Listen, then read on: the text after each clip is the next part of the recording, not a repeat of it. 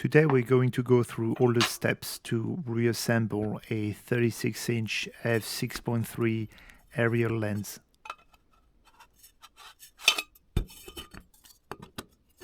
First I need to connect the front and back casing to get the main frame of the lens. There's only one screw to lock both casing together, and it's surprisingly difficult to align both threaded holes.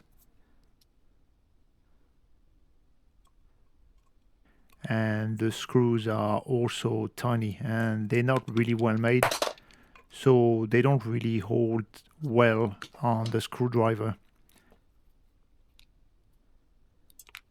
And generally, most of the time, reassembling the lens is spent on picking up the screws that fell on the mat.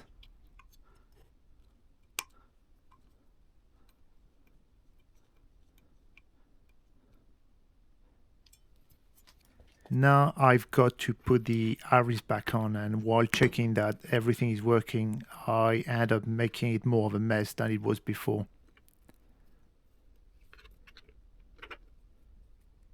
There's a lot of very flimsy part on that iris, but when everything is locked together, it's very solid.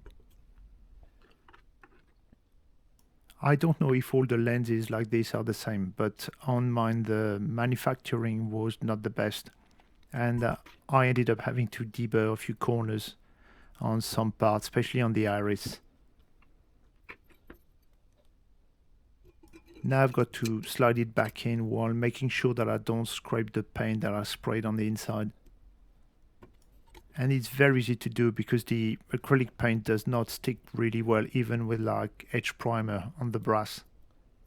Before assembly I spray painted all the black paint that you see on the lens, but it just doesn't hold really well. And at some point it's definitely gonna go. You would probably need to do some powder coating to get something close to durable.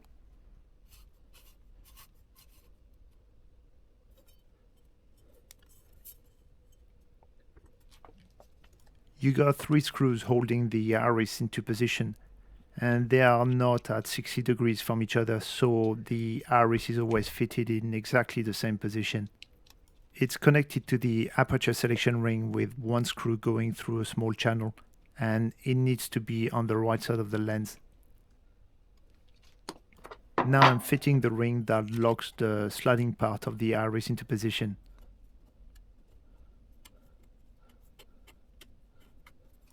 Underneath the brass thread, you can see the channel that links the iris to the aperture selection ring. And that's the channel that I extended by, I think it's 37 millimeters on the left side there, to be able to get to f64.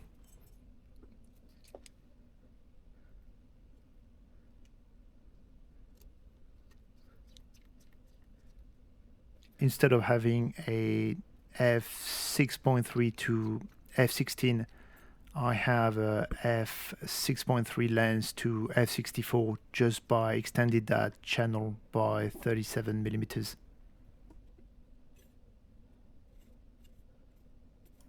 Now I'm fitting the aperture selection ring. I have to thread it down, and at some point I'll be able to match the hole in that ring with the height of the channel and the threaded hole in the iris.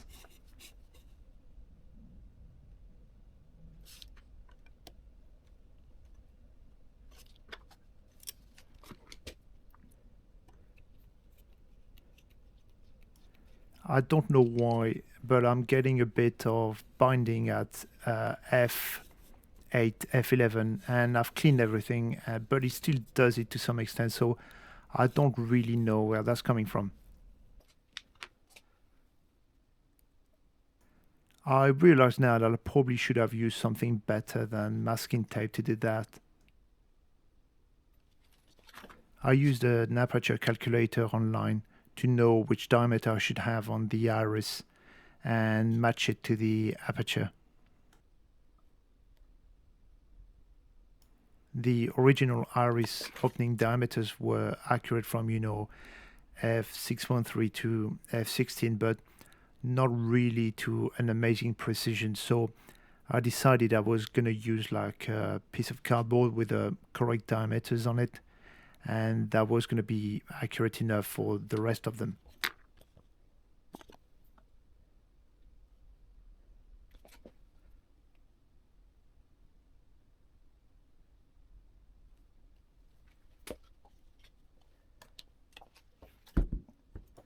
Now I need to thread the front and back element on the lens. They are both quite heavy. The most difficult part with that is finding the start of the thread for both elements. So I go anti-clockwise until it clicks down, and after I go clockwise to thread them in. But the front element is particularly difficult to start the thread. And it gets increasingly difficult, so I ended up using a leather belt and a strap wrench to be able to thread it completely back in. It was quite a lot of effort to do that, and the thread were clean, but I don't think that the machining is the best on some parts of this lens.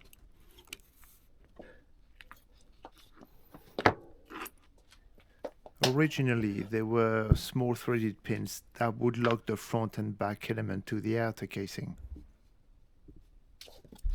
Because the lens could have been hanging from an airplane, they probably didn't want any pieces to fall off. The front element also had another pin at the back of the element. They were not in good shape when I got the lens, and I didn't replace them because they were not really needed anymore.